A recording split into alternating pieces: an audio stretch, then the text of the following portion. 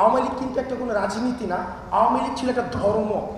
অর্থাৎ ধর্মের অবয়বে বঙ্গবন্ধুকে, শেখ মুজিবকে একটা নবী হিসেবে উপস্থাপন করার চেষ্টা করা হয়েছিল, যে সবসময় থাকবে আনচ্যালেঞ্জ, তাকে কখনোই কোনোভাবে চ্যালেঞ্জ জানানো যাবে না, আওয়ামী লীগকেও কখনো চ্যালেঞ্জ জানানো যাচ্ছে।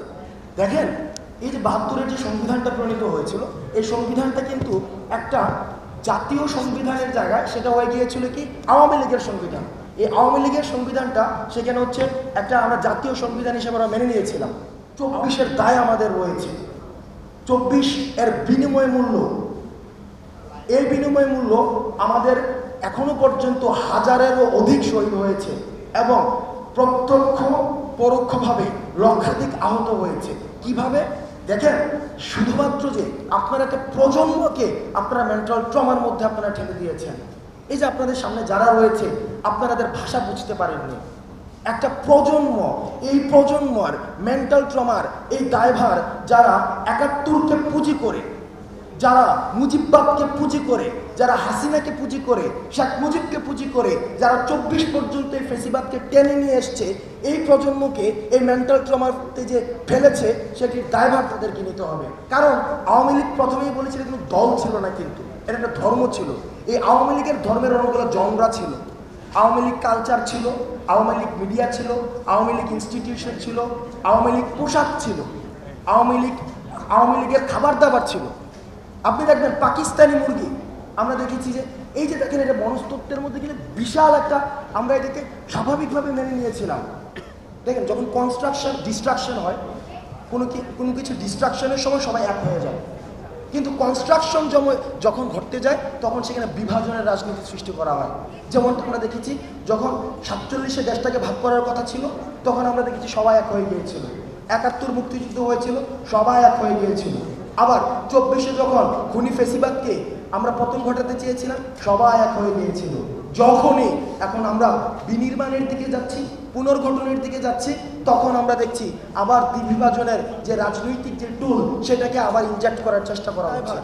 আমরা গণমাধ্যমকে দেখেছি গত ১৬ বছর কিভাবে আমরা দেখেছি গণমাধ্যম যখন প্রশ্ন করতো গণভবনে, প্রত্যেকটি প্রশ্নের একটি বিনিময় মূল্য থাকতো। হয়তো একটি প্রশ্ন দিয়ে তারা এটা দিয়ে হচ্ছে ইউনাইটেড নেশন একটি ট্যুরে যাবে, হয়তো পূর্বাঞ্চলে একটি প্লট পাবে, অথবা প্রধানমন্ত্রী সফর সঙ্গী হবে।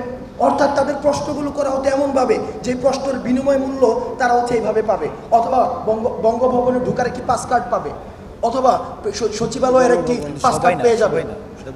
এবং কিভাবে ভবিষ্যৎ বাংলাদেশ বিনির্মাণে এই সময়টি আমাদের জাতি বিনির্মাণে সবচেয়ে বেশি গুরুত্বপূর্ণ ভূমিকা ছাত্রদের এবং ছাত্র নাগরিকদের জায়গা থেকে পালন করবে, আমি সেই জায়গাটি হচ্ছে ফোকাস করব। দেখেন, ৫ জুন যে হাইকোর্টের রায়টি দিয়েছে, এই ৫ জুন হাইকোর্টের রায়টি খুবই সিগনিফিক্যান্ট একটি রায়।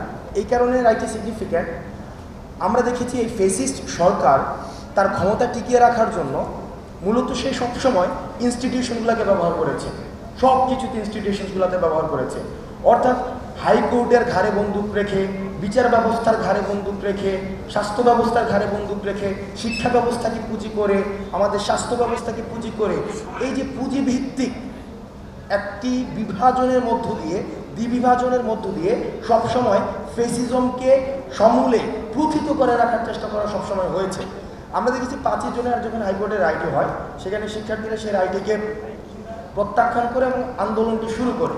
এবং সেই আন্দোলনের শুরুর দিকে আমাদের যে গত ১৮ বছর ধরে চলে আসা যে টেকিং ব্লেমিংয়ের একটি ব্যাপার ছিল, টেকিং ব্লেমিং বিষয়টি যেমন যখনই কেউ কোনো যৌক্তিক দাবিতে মাঠে আসতো, তখনই তাকে রাজনৈতিক পরিচয়ের মধ্য দিয়ে কালার করা হতো।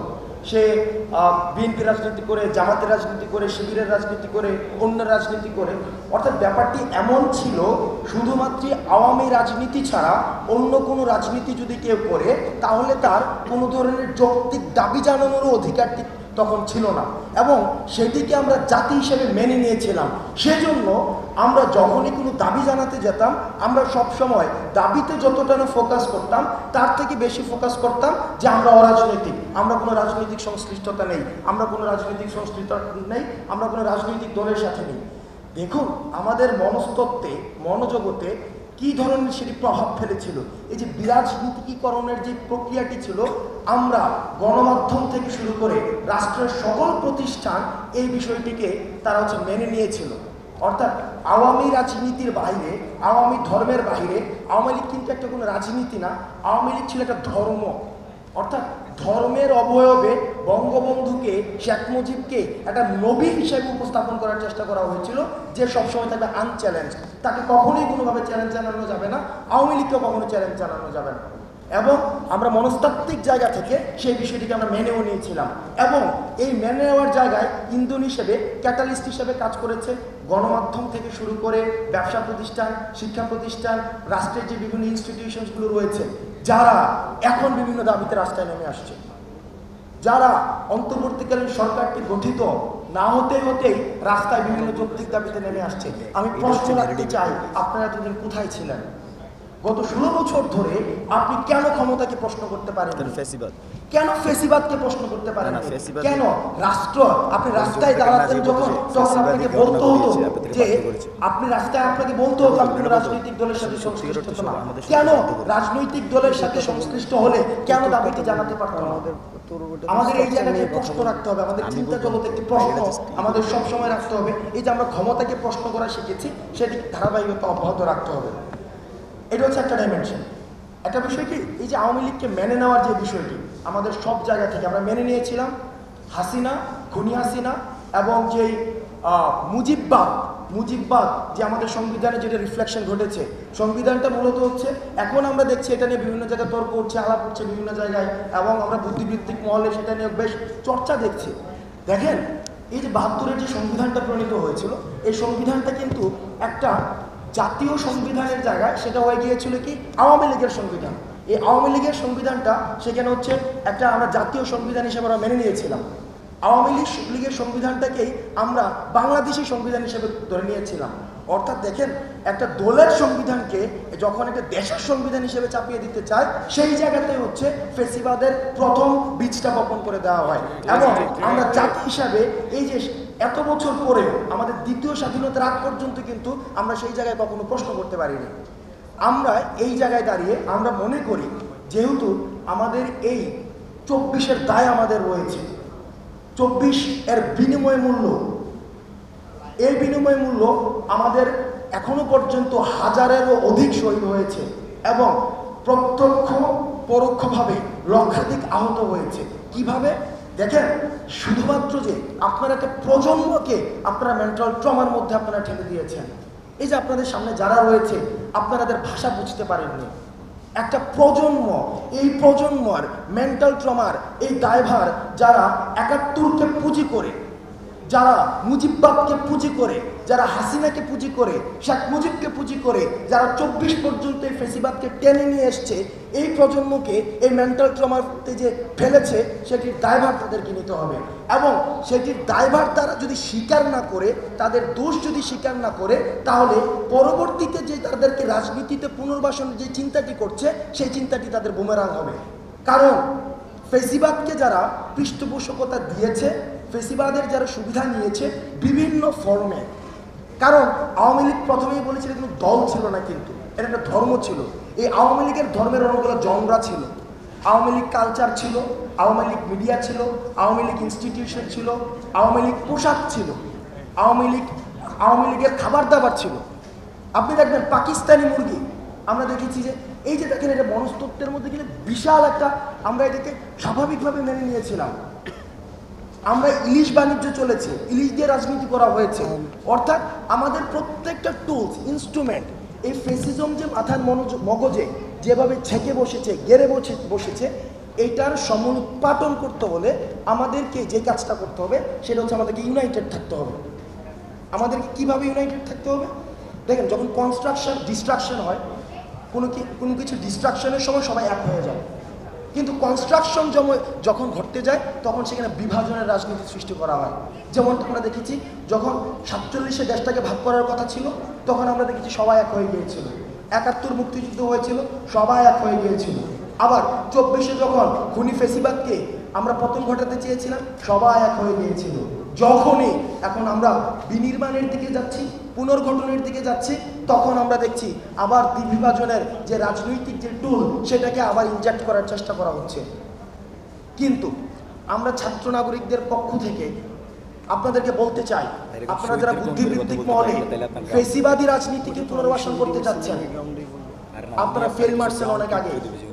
এই ছাত্র নাগরিক যাদেরকে আপনারা সিজলেস টাইমের জন্য আপনারা মেন্টাল ট্রমার মধ্যে ফেলে দিয়েছেন, তাদের রাজনৈতিক চিন্তাধারা বিকশিত হওয়ার পথটাকে আপনারা রুদ্ধ করে দিয়েছেন, সেটির দায়ভার আপনাদেরকে নিতে হবে। সেটির দায়ভার যদি আপনারা না নিয়ে আবার যদি রাজনীতি করার পুনর্বাসন করার চিন্তা করেন, তাহলে সেক্ষেত্রে এই ছাত্র নাগরিক যারা শহীদ হয়েছে আমরা ফিল করি তাদের কাছে আমাদের জবাবদিহিতা রয়েছে, তাদের কাছে আমাদের দায়বদ্ধতা রয়েছে।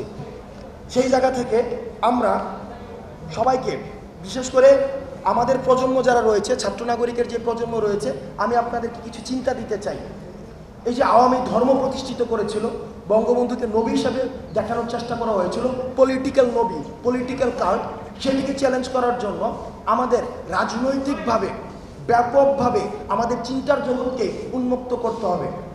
আমাদের নিজেদের মধ্যে প্রিন্সিপালস, আমরা ভবিষ্যতে বাংলাদেশ পুনর্গঠনের জন্য কোন কোন প্রিন্সিপালের ভিত্তিতে বাংলাদেশকে পুনর্গঠন করব, যেখানে আর কখনোই কোনো ধরনের কোনো রূপে আর ফ্যাসিজম ফিরবে না, যেখানে গণমাধ্যমের স্বাধীনতা নিশ্চিত করা হবে, যেখানে আমাকে কখনোই কোনো রাস্তায় দাবি নিয়ে এসে আমাকে বলতে হবে না যে আমি কোনো রাজনীতির সাথে সংশ্লিষ্ট না, সুতরাং আমার দাবিটি মেনে নাও। এই ধরনের রাষ্ট্র ব্যবস্থাকে নিশ্চিত করার জন্য আমাদের কিছু ভ্যালুস ক্রিয়েট করতে হবে, আমাদের প্রিন্সিপালস ক্রিয়েট করতে হবে, যে প্রিন্সিপালসের ভিত্তিতে, ভ্যালুসের ভিত্তিতে, যেখানে ছাত্র নাগরিকের অংশগ্রহণের ভিত্তিতে সেটি লিগেসিকে মেনটেন করতে পারবো এবং আমাদের বাংলাদেশকে পুনর্গঠনের একদম চূড়ান্ত মাত্রাটি আমরা নিশ্চিত করতে পারবো। সেই জায়গাতে আমাদের প্রথম যে কাজটি করতে হবে, আমাদেরকে ইউনাইটেড থাকতে হবে। মাথায় রাখতে হবে, গতকাল আমরা যেটি দেখেছি, যারা গণমাধ্যমের স্বাধীনতায় ক্ষমতা না আসতেই বিশ্বাস করে না, বিভিন্নভাবে চেপে ধরতে চায়, গণমাধ্যমের উপর হামলা করে, তারা যখন ক্ষমতায় যাবে, ক্ষমতার স্বাদটি পাবে, তাদের কাছে গণমাধ্যমের স্বাধীনতা, বাক স্বাধীনতা এগুলো কিভাবে রক্ষা পাবে। আপনাদেরকে ভাবতে হবে, এটি গণমাধ্যমের দায়ভার। আমরা গণমাধ্যমকে দেখেছি গত 16 বছর কিভাবে আমরা দেখেছি, গণমাধ্যম যখন প্রশ্ন করতো গণভবনে, প্রত্যেকটি প্রশ্নের একটি বিনিময় মূল্য থাকতো। হয়তো একটি প্রশ্ন দিয়ে তারা এটা দিয়ে ইউনাইটেড নেশন একটি ট্যুরে যাবে, হয়তো পূর্বাঞ্চলে একটি প্লট পাবে, অথবা প্রধানমন্ত্রীর সফর সঙ্গী হবে। অর্থাৎ তাদের প্রশ্নগুলো করা হতো এমনভাবে যে প্রশ্নের বিনিময় মূল্য তারা এইভাবে পাবে, অথবা বঙ্গভবনে ঢোকার একটি পাস কার্ড পাবে, অথবা সচিবালয়ের একটি পাস কার্ড পেয়ে যাবে। আমি গণমাধ্যমের সবাই না, কারণ সব গণমাধ্যমের যে ভূমিকাটি আমি বলছি, সচেতন করছি যে আপনাদের ভূমিকাটি অনেকের কোন জায়গায় ছিল। অর্থাৎ আপনাদের বিনিময় মূল্যের যদি প্রশ্ন এমন হয় যে ইউনাইটেড নেশনসে যাওয়ার জন্য, সফর সঙ্গী হওয়ার জন্য, পূর্বাঞ্চলে প্লট পাওয়ার জন্য, এডিটর্স গিল্ডের সদস্য হওয়ার জন্য, সংসদ ভবনের পাস পাওয়ার জন্য, সচিবালয়ের পাস পাওয়ার জন্য, তাহলে আপনারা জাতিকে যে মেন্টাল ট্রমার মধ্যে রাখবেন, সেটির দায়ভার কোনো কিছু দিয়ে ক্ষতিপূরণ সম্ভব না। সুতরাং গণমাধ্যমের প্রতি আমাদের আহ্বান থাকবে, আপনারা ক্ষমতাকে প্রশ্ন করতে শিখুন। আপনারা জনতার হয়ে ক্ষমতাকে প্রশ্ন করুন। সরকার যেটি শুনতে চায় সেটি খবর নয়, সেটি সরকার যেটি শুনতে চায় সেটি যদি বারবার প্রচার করা হয় সেটি যদি প্রেস রিলিজ, আর সরকার যেটি শুনতে চায় না সেটি যখন প্রকাশ করা হয়, ক্ষমতাকে যখন প্রশ্ন করা হয়, সেটি হচ্ছে সংবাদ। আমরা আহ্বান জানাই, আমরা স্বাগত জানাই, আমরা যে অন্তর্বর্তীকালীন সরকার এত শহীদের রক্তে ঘামে জীবনের বিনিময়ে প্রতিষ্ঠিত হয়েছে, আমরা এই ক্ষমতাকে প্রশ্ন করার যে স্বাধীনতাটি, সেটি আমরা গণমাধ্যমের মধ্য দিয়ে চর্চাটি দেখতে চাই। তাহলে আপনাদের গণমাধ্যমের যে একটু অংশ যে ঋণী করে দিয়ে গেছেন, তাদের যে কিছু গিল্ট রয়েছে, সেটি রয়েছে দায়ভার কিছুটা হলে এড়ানো সম্ভব।